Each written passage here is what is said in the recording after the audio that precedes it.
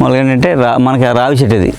రావాకి ఏమైందంటే ఇలా లవ్ షేప్లో ఉండి కింద చివరిన తోక పొడుగ్గా ఉంటుంది. ఇది చూడగానే రావి చెట్టులాగా కనిపిస్తుంది, కానీ అది రావి చెట్టు, ఇది కొండరావి.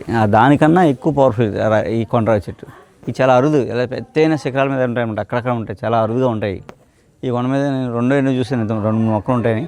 ఇది ఎప్పుడో గురుగారు అప్పుడు నుంచి ఇక్కడ ఉంది, చాలా ఏళ్ళ నుంచి ఉన్న చెట్టు ఇది. ఎవరైనా సంతానం లేకపోతే వచ్చి చెట్టుకుని కూర్చోమనేవారు ఆయన. అలా ఇక్కడ నాగదేవతను ప్రతిష్ఠ చేసి ఇక్కడ పూజ చేసుకుని వెళ్ళిపోయినవారు. అలా సంతానం కలిగేది. అంటే మనకి సంతానవనం, రావి చెట్టు వేప చెట్టు వేసి పెళ్లి చేసి అక్కడ సంతానం లేని దంపతులని ఇన్ని వారాలు ప్రదక్షిణ చేయమన్నమాట. నేను చేయడం వల్ల ఏంటంటే రావి చెట్టు తాలూకు గాలి ఆడవాళ్ళ తాలూకు గర్భాశయ దోషాలు పోగొట్టి సంతానం కలిగేలా చేస్తాను. అలాగే వేప చెట్టు గాలి మగవాళ్ళ తాలూకు హార్మోన్ ఇన్బ్యాలెన్స్ని సెట్ చేసి కౌంట్ ఇంప్రూవ్ అయ్యేలా చేస్తూ ఉంటారు. అందుకు సైంటిఫిక్గా సంతానం కలుగుతారు. అదంతా చెప్తాం కదా, స్పిరిచువల్ సైన్స్ అని. స్పిరిచువల్లో సైన్స్ ఎంతో ఉందన్నమాట. అంటే అది మన వేద విజ్ఞానంలో అంత పవర్ఫుల్ సైన్స్ ఉందన్నమాట అండి. అలాగే ఆ రావి వేప కన్నా ఈ కొండరావి ఇంకా వెరీ పవర్ఫుల్ అనమాట అండి. చెట్టు కింద కాసే కొన్నాళ్ళు ఉంటేనే సంతానం కలుగుతుంది అటువంటి మగవాళ్ళకి ఆడవాళ్ళకి కూడా. దీని విశేషం ఏంటంటే మగవాళ్ళకి సమస్యలు పోతాయి, ఆడవాళ్ళ సమస్యలు పోతాయి ఈ కొండరావి చెట్టు దగ్గరికి వస్తాయి. పౌర్ణమి అప్పుడు వస్తే చాలా విశేషం ఉంటుంది. పౌర్ణమి అప్పుడు కానీ రావి చెట్టు ఇక్కడ కానీ ఉంటే నైట్ దంపతులు ఖచ్చితంగా సంతానం కలుగుతూ ఉంటారు. ఏదో ఒకసారి వచ్చేసి వెళ్ళిపోతే కానీ ఇవన్నీ నమ్మకం మీద ఆధారపడి ఉంటాయి. ఇప్పుడు ఏంటంటే ప్రకృతి ఎప్పుడు కూడా మన ఆలోచన స్థితిని బట్టే ప్రకృతి మనకు సపోర్ట్ చేస్తుంది. వినాశనం చేద్దాం అనుకున్నామండి, ప్రకృతి మనకు సపోర్ట్ చేయదు. అలాగే ప్రకృతి మీద ఒక నమ్మకం ఉందనుకోండి, ఇలాంటి విశ్వాసం ఉందనుకోండి, విశ్వాసం ఉండి అంటే విశ్వాసం ఎలా ఉండాలి, మనసా వాచ కర్మన చక్రం శుద్ధిగా ఉండాలి కదా విశ్వాసం. అంత విశ్వాసం ఉండి వచ్చి 4-5 సార్లు 6 సార్లు పౌర్ణములు ఉన్నారనుకోండి, ఖచ్చితంగా అది ఫలితం ఉంటుంది. ఇవన్నీ మనమే కనిపెట్టినవి కాదు కదా, మన పూర్వీకులు చెప్పినవి ఆచరించినవి. ఎంతోమందికి ఇక్కడ సంతానం కలిగింది. అవన్నీ ప్రాక్టికల్గా మనం చూసాం, మనం పూర్వం నుంచి కూడా. అది సైన్స్ అన్నమాట. ఇవన్నీ నమ్మకం మీద ఆధారపడి, స్పిరిచువల్ సైన్స్ ఎప్పుడు నమ్మకం మీద ఆధారపడుతుంది. నమ్మకం ఉన్నప్పుడే ఆ ఫ్రీక్వెన్సీలో మనం సెట్ అవుతాం, మనకు అవి పనిచేయడానికి సిద్ధంగా ఉంటాయి. మన ఆ ఫ్రీక్వెన్సీలో లేవనుకోండి, ఆ నమ్మకం లేదనుకోండి, పని చేయి. మనం 2 మిషన్ నమ్ముతామా మొక్క నమ్ముతామా తెలుసుకోవడమే.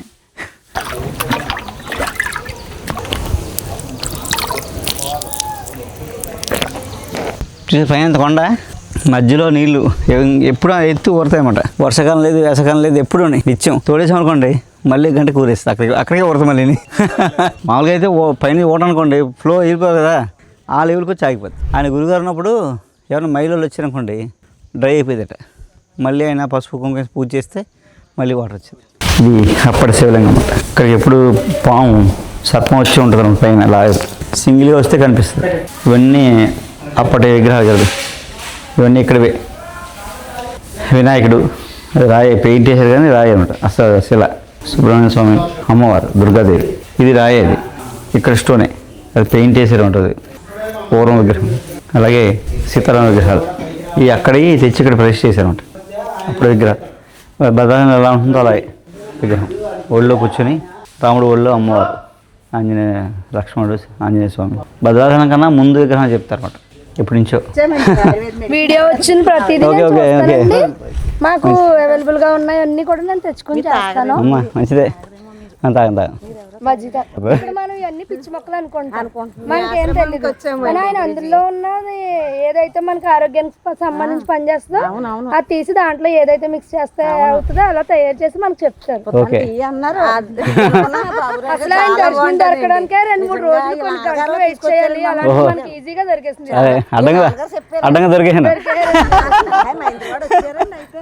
రామదుర్గం కొండలో మీరు మా దృష్టి ఎప్పుడైనా కలాలంటే ఇక్కడ వచ్చేయండి, ఫ్రీగా దొరుకుతుంది, ఖాళీ దొరుకుతుంది ఇక్కడ. అలాగే శ్రీరాముడి అంతే కాదు కానీ సీతారామచంద్రపురం కళ్యాణం, ఈ దర్శనం అన్ని దొరికేసే మాకు ఈ రోజు. అది ఆస్తున్నా రాలేరు కదా, ఇలా ఇలాగా నడవలేరు ఎంతో మంది. ఆరోగ్యాలు పాడు ఎంతో అనారోగ్యానికి సంబంధించిన వాళ్ళందరికీ మూలికల ద్వారానే మందు తయారు చేసి పంపిస్తున్నారండి. వాడతామండి, మీ ఆయుర్వేద చూసాను ఎక్కడ అనుకున్నాను. తగ్గిందా? తగ్గుతుంది, ఇంకా టైం పడుతుంది. వస్తున్నారు. చాలా సూపర్ అండి మీ అందరం నిజంగా. Okay okay right. మాది అనపతి దగ్గర మహేంద్రవాడ పల్లెటూరు అండి. అక్కడ నుంచి ఒక ఆయన ఆటో మీద ఫ్రీగా తీసుకొచ్చారండి. ఫస్ట్ టైం వచ్చామండి. రాత్రి అయితే కొండలు అవి చూసి చాలా భయం వేసిందండి నాకు. కానీ గురువు గారు వారు వంకాయ కూర వండేటప్పుడు అన్ని దగ్గరుండి చూసుకున్నారండి. చారు వంకాయ కూర పెట్టించారు. చాలా చాలా సూపర్గా ఉందండి. మేము కొంచెంసేపు సేవ కూడా చేసుకున్నామండి. అప్పుడు గుమగుమలు ఆడిపోయింది కూర అని అనుకున్నాము. ఎక్కువ తింటే ఏమైనా ప్రాబ్లం అవుతుందేమో అంటే మమ్మల్ని తీసుకొచ్చిన ఆయన అస్సలు మీకు ప్రాబ్లం ఏముండదు గురువు గారు, ఆయనలో ఏదో శక్తి ఉంది, ఏదో ఆయన ఆయుర్వేదం ఏదో కలిపారు, మీరు కడుపు నిండా తినండి, మీకు ఏం కాదు ఉదయానికి అని చెప్పారు. మేము కడుపు నిండా తినేసామండి, ఏం అవ్వలేదు.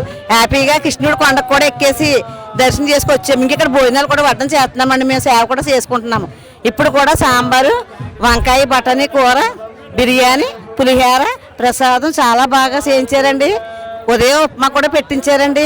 అదేదో టీ ఇచ్చారండి. మేము మామూలు కాఫీ టీ అనుకున్నాము, కానీ అందులో గురువుగారు ఏం కలిపారో తెలియదండి. తీపి ఉంది, పులుపు మొత్తం చాలా సూపర్గా ఉందండి. మరి ఆయన మహిమ ఏంటో తెలియదు. నేను ఫస్ట్ టైం అంటే తాగితే మేము అందరం కూడా తాగేసాం ఆ కాఫీ.